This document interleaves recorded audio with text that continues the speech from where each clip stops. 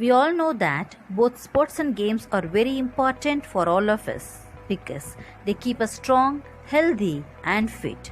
It is the area which can give us a change from the same daily life. But not everybody loves to play and participate in games, sports, and other extracurricular activities. Some of us wish to be mere spectators. In this video, you are going to learn such a nice poem in which the poet admires the talents of the athletes and sportspersons. At the same time, he is glad that he is neither a sportsperson nor an athlete. He believes that a spectator can also be as enthusiastic as a player. Hope you love to watch the video Confessions of a Born Spectator written by Orson Nash. Before we move on, let's know about the author. Frederick Orson Nash was born on 19th August 1902 in Troy, New York. His father owned and operated an import-export company, and because of business obligations, the family relocated often. Throughout his life, Orson Nash loved to rhyme. He had a fondness for crafting his own words. After graduating from St. George's School in Newport Country, Orson Nash entered Harvard University in 1920, only to drop out a year later. Orson Nash held a variety of jobs: advertising, teaching, editing, bond selling, before the success of his poetry enabled him to work full-time as it. He sold his first verse to the New Yorker, on whose editorial staff he was employed for a time. He returned as a teacher to St. George's for 1 year before returning to New York. Orson Nash then took a position as a writer. Orson Nash was an American poet well known for his light verse, of which he wrote over 500 pieces.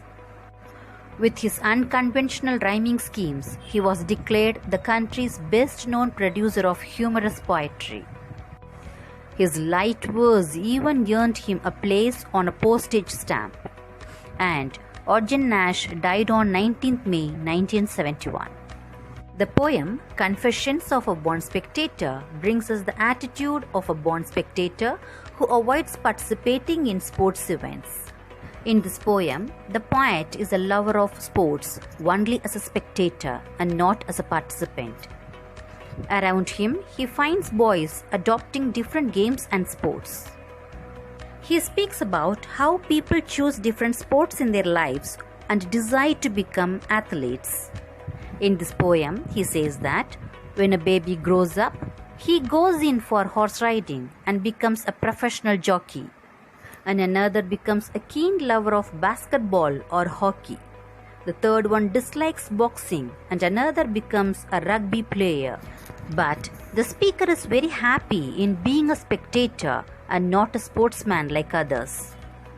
Undoubtedly, the spectator admires athletes who sweat for money or for pleasure.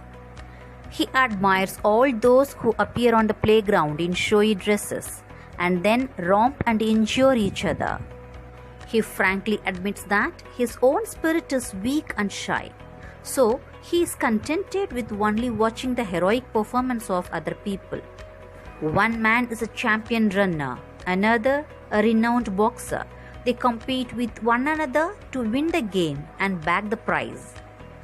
The rider is risking his bones and spine, lashes his horse hard to win the prize.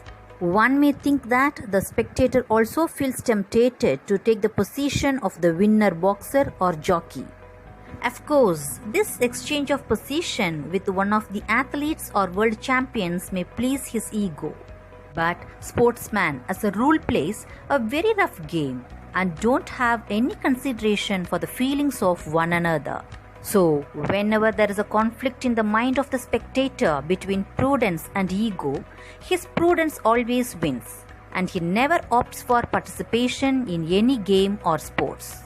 He sees one boxer giving a powerful punch on the already injured eye of his opponent. Some other sportsman suffers grievous injury like bone fracture.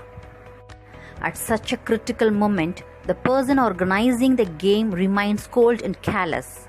He is not moved by the suffering of the athlete. He could calmly inquire if there is a doctor in the pavilion to give medical aid. The spectator, however, feels deeply moved and he thanks God for not giving him a very athletic body. Addressing the athletes, he says that he will gladly drink for their health and dine with them, but he will never compete with them in the playground. He will not even mind spending a large sum on buying a ticket to watch their frisking and jumping.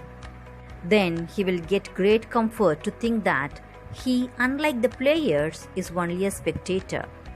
This poem will undoubtedly make the readers analyze and realize what they want to become, a performer or a spectator. Now let me put forth this question to you, dear students. What would be your choice? A performer or a spectator? Your time starts now.